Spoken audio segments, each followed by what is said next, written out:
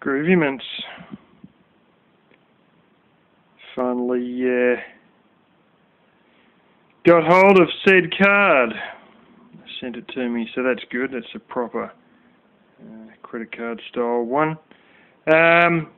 Yeah, been just ripping that other gutter off, and then I decided to. I was looking at it all, and I thought, now why not paint this fascia board? I keep calling them barge boards, but the barge board's slightly different. So I've got two, and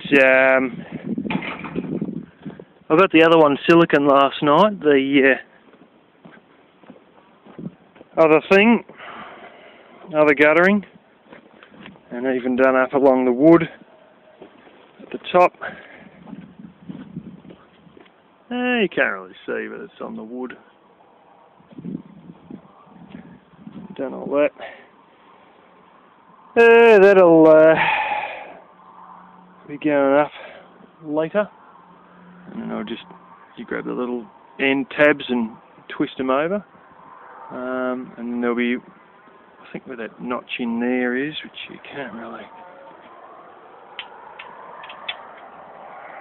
Instead of its notch there, I don't know if you can really see that. Where basically the top plate changes over to another bit of wood. There's another bit up this end where there's basically a little bit of a gap between the top of this and the wood, so I'm going to have to silicon in that as well. Gave that a trim, ripped that gutter off, blah blah. Says all the shit out of it. Felt like blooming potting mix. And while I had it all off, I thought to myself, well, really should be painting this, so I went along with a little Milwaukee cordless drill with a wire brush in it, which damn battery in my heated coat was flat, and I flattened the 4 amp hour battery in it, so I had to get the Makita one and continue on. Charging batteries, flaming hell. Yesterday I run the angle grinder one flat, cutting that plastic wall there. And then I changed to that one, and then I went and cut up that sewer pipe like I said I was going to, and threw that in the bin. The bin's just been emptied a couple of hours back. So, you know, had to charge one of them batteries, and then charge the laptop for a bit, and the laptop still needs a lot more charge. And now I'm charging one Milwaukee battery, and then I've got to charge the second one, and then sure as eggs, that one will probably go flat by the time I put this gutter on, and the laptop's still half flat, and bloody blah. A lot of charge in today. But anyway, I've put the second coat on this after getting all the bits of rotten wood and the last few dregs of old paint off it, and I've done the underside of it as well. And that's the second coat, and I'm about to put the third coat on. She seems to... the sponge roller ain't quite the same as the other one that was like a felt roller. And, well, that's all I've got at the moment is a pack of 4 of them. And she seems to run a bit, so I end up putting it on the post. As you can tell, that one's not lined up. Never really was sorted out, but he sorted out a lot of these posts and then used dirty-ass bits of random metal, you know, some's RHS and some, I think might be a star picket or two, and there's other big hunks of, like, some sort of a bar thing that's basically 3/4 of an inch by 1/4 inch thick with bolts through it, you know, and it's all sort of a bit of a mess, and posts are a bit of a mess, badly, and there was another beam, obviously, which went through there, which was notched in. And that's like that on the whole way around. But as a result, all of a sudden, your post has gone from being a big, strong bastard to a skinny bastard. And that rotted off underground, and then I think under there he's actually got concrete. But really speaking, I've got to go and use some of these pine posts that I've got that are 6 foot tall and work things out, and if they aren't quite tall enough, you can get very tall stirrups. That there is a stirrup. That's a proper one that I bought. Needless to say, wood was a little bit thick and I notched that out. Also, needless to say, she sort of, this has been here for 5 years or so now. It's untreated pine. And I've covered it pretty well with paint, but it still isn't going to really last in the long term. And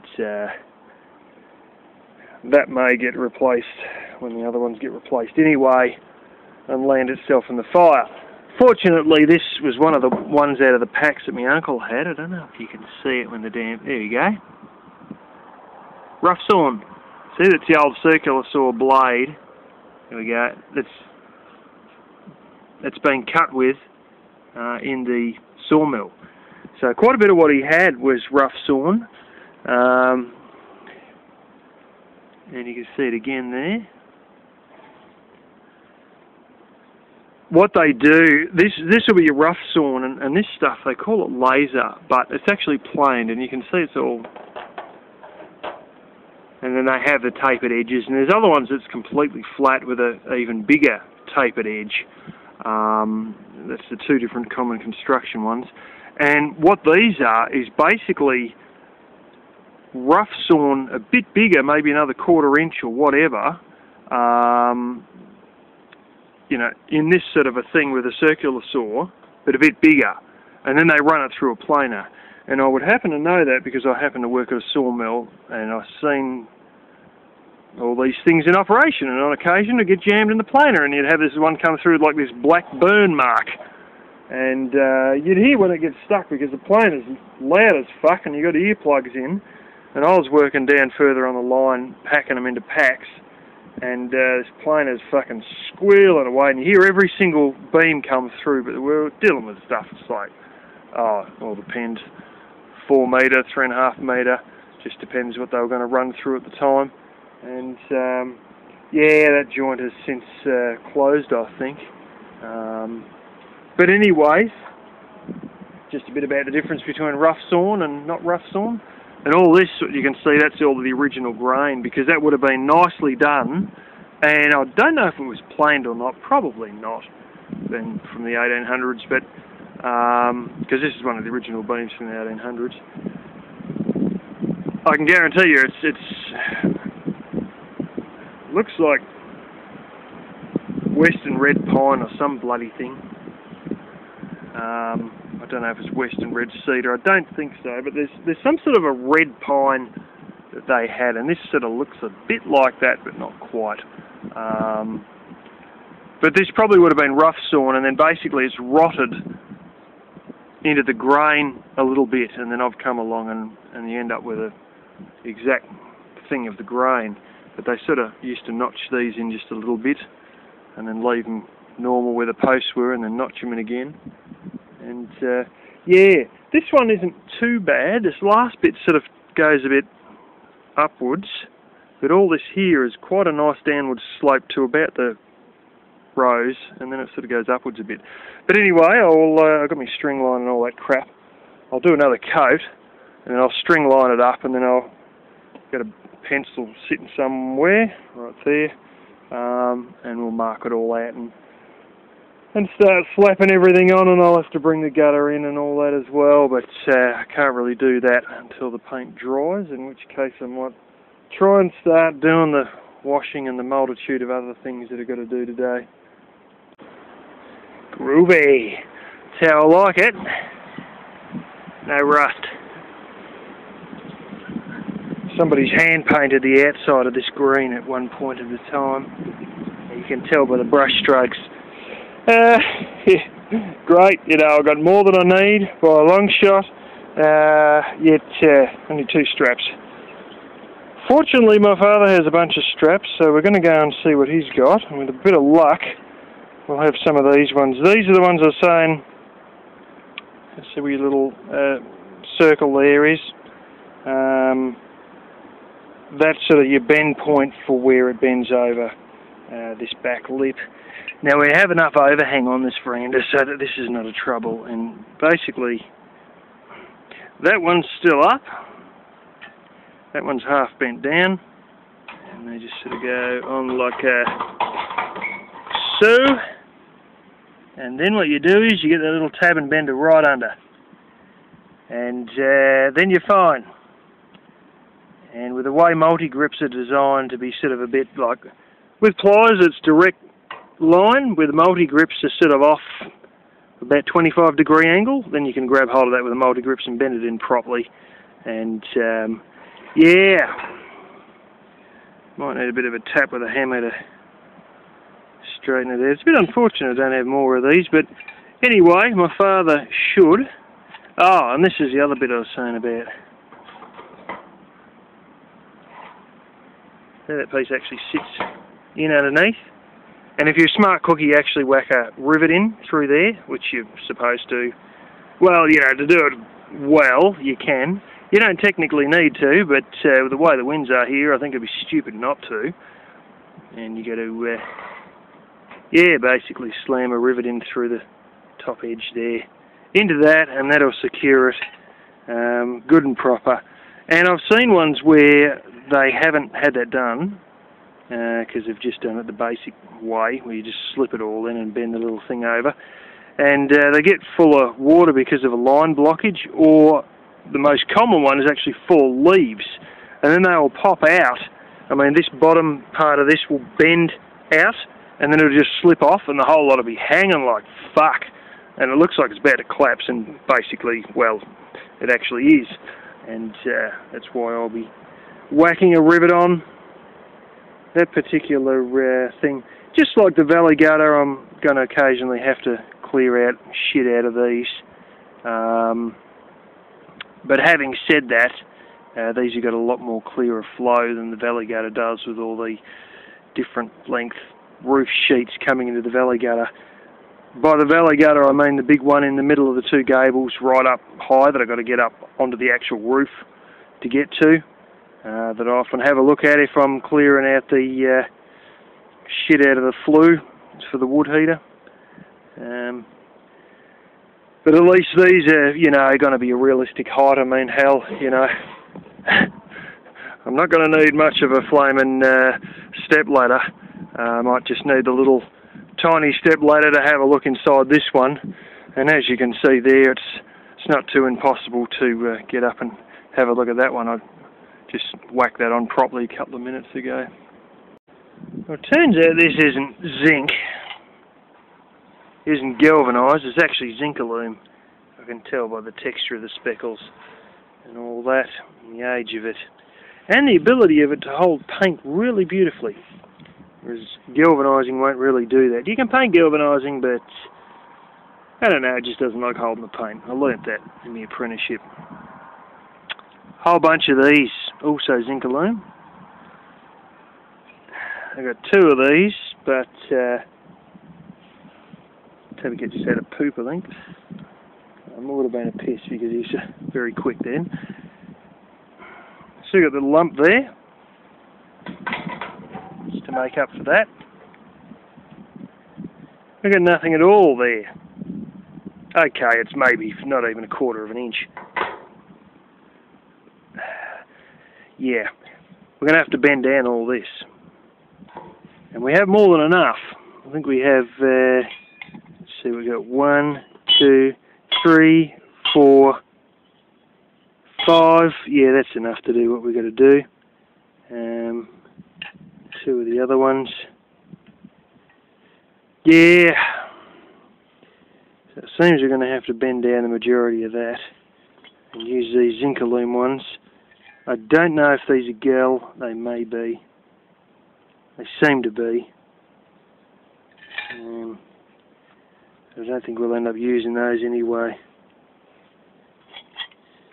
Would have been nice to have one extra of these, but yeah, all the same, these are just completely unused. They've just got dust on them, so. Don't know how exactly you got these, because there's not a single inch of this style of guttering anywhere on any of the buildings, and they got too much dust on them to have been from the other shed that he keeps the backhoe in and the big caravan in. So anyway, probably got them somewhere in his travels or something, or given to him by my grandfather or something. Yeah, we'll make it work anyway. Alrighty. As I was saying before, I got that up, but I still need a silicon above there and play around with a bit of that and probably whack a screw or two through some of these to hold them down. Worked out pretty well though. I've got a pretty neat blooming cut underneath it there, so touched up a little bit of silicon around that box as well. There's a bit of expansion foam I trimmed back. On its own, it probably does hold the water out, but hey, a bit of silicon wouldn't go astray. And this is up and completed. That's just completely done. Worked out well. Like I was saying, instead of going and bend the whole bloody thing down, I just got the bits where I knew the straps are going to be. Like, I hang it up on these bits here, just let it swing in the wind more or less. Went along and put all little chalk marks around either side of these. It's just still on that one. I'll wipe that off. And then sort of went across the other side and cut with the tin snips and bent it flat. And then yeah, she all sort of fits in with these other brackets, and then you bend the little finger down on that side there, which you can't really get a great angle on. Oh, there it is. And yeah, slam a rivet through there, and she's all done, including my 90mm downpipe pot. That's probably only going to have a little short ass piece on.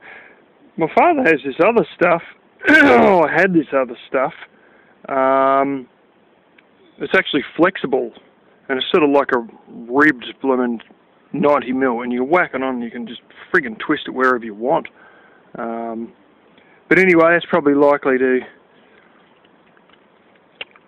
come down and maybe jut off at a 25-degree angle into a container here or something. We'll work out how it all goes in the future, but the thing is, she's all up with silicon on and all in place, aside from a few little silicon touch-ups on that one there, before the rains come. I was considering doing something to try and play with this, get something out of this. Don't know if it could be stuffed really. Going to try and work out some sort of a way to be able to put a little bit of gutter on here and then feed it back through into here. And I mean,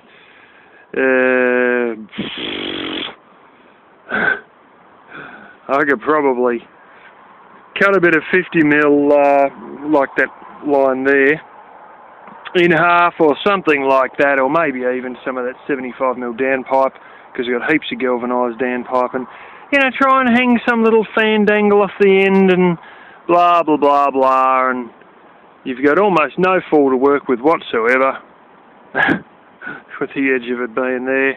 And I don't really know if it's worth even giving a shit about, to be quite honest, because what is it, a sheet and a half wide, like it's, you know, 1200mm wide or something? Who cares? Anyway, nothing to say that for the purpose of sheep always wanting a bit of water, I couldn't just go and get one of those bathtubs and just drop the bastard right here. She'd probably just come straight off and straight into the bathtub. Whatever. Then I could grow me watercress there. Or even maybe a bit of ginger in the bathtub. Who knows? Anyway, probably nothing going to happen with that.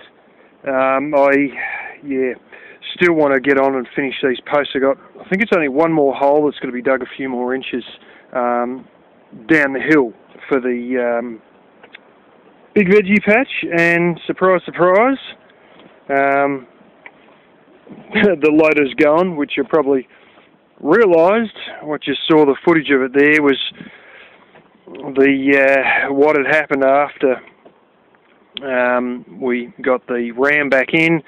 We've still yet to put the pin in, and I showed the bit of pin and all that there, but that's all operational.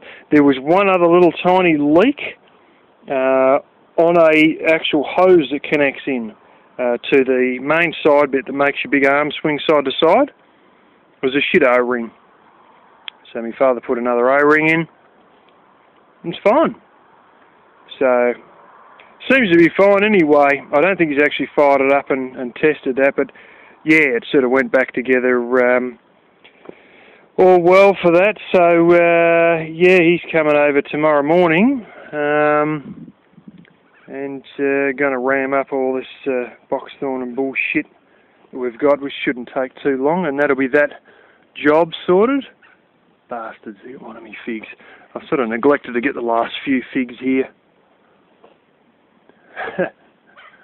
Still got last year's in my mum's freezer, or last season's in my mum's freezer, and I've said to her, oh, is there any figs in there? A couple of months ago. No, you got them all. And then as I'm trying to shove more in the freezer, she's telling me, oh, you've still got some from the previous season. Well, why didn't you tell me that last time? Oh, I didn't realise they were in there. Yeah. Anyway, this is all pretty much coming to a end anyway, and don't think there's that much worth eating in those.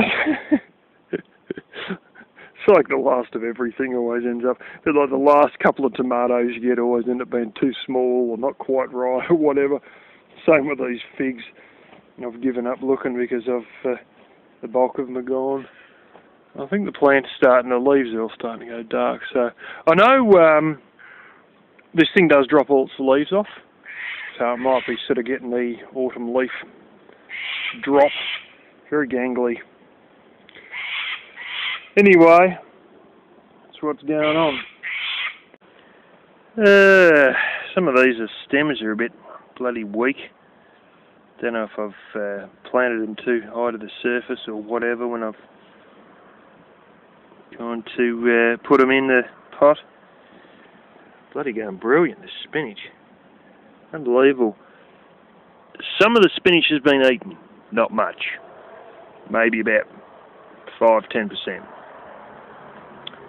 And that's it. It doesn't sort of cop any pests, as I've said before. I've had a lot of holy moments as some of these little grubs are hatching. You can see them on the leaf and you just sort of pop them, but yeah, it was inevitable, obviously, that these little things were going to, these little eggs were going to hatch, and trying to clear up the aftermath. I should go and get some of that. I don't think it'll really make a difference getting some of that fine mesh I was talking about, because now they're too tall and you put it on them and snap the damn stem off altogether. Yeah, I think the stuff in the rabbit cage is sort of alright, because there's a lot of fine mesh. Like there's a heavier mesh you can see that's like the 1/8 of an inch stuff, and then there's a whole stack of like a finer chicken wire, and I think it's almost too big for them to get through without trying to deliberately squeeze in. I just don't think their wings actually fit through it. So they might be saved from a lot of this crap. I'm not saying they don't have eggs on them, they most likely do, and I probably should check them later, but might be saved from a lot of this grief. Yeah, I'm thinking of getting some more spinach in the sprouter, and all those pots over there that all turned out dud. I've watered them before. I don't know if they'll need to be rehydrated altogether, but try and get spinach into them so we've got stuff growing, as opposed to whoops, a bunch die and then those pots just remain empty. I think it'd be a good idea to just sprout some more bloody spinach and whack it in. And some of these little ones in here, I was going to buy, I got like 64 cells all up, and I was going to buy more. And I thought, oh, you'll never use them, but I might just bloody well buy more anyway, so that when push comes to shove, I've got them. And a lot of these, it's that one that's going stalky, but let's face it, we've got one there, that one I just mentioned, one there. Consider, just got to take the seed head, well, pop its own seed head off. You don't try and take it off because you'll kill the plant. One there with a bit of a seed head on, one there, one there. These are all starting to fire up. So,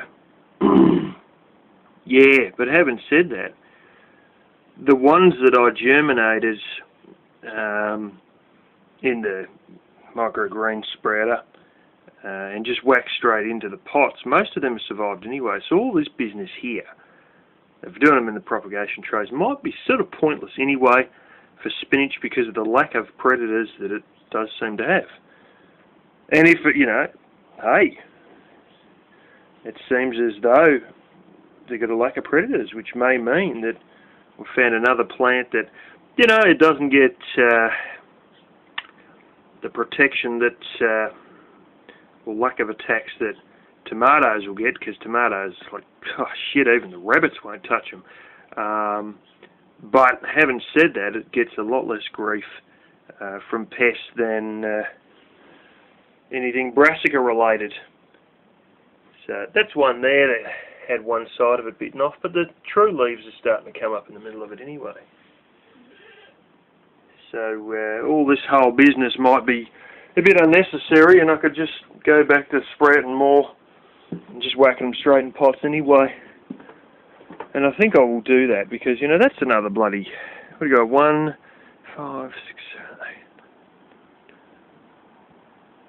8, 19 pots over there that are doing nothing.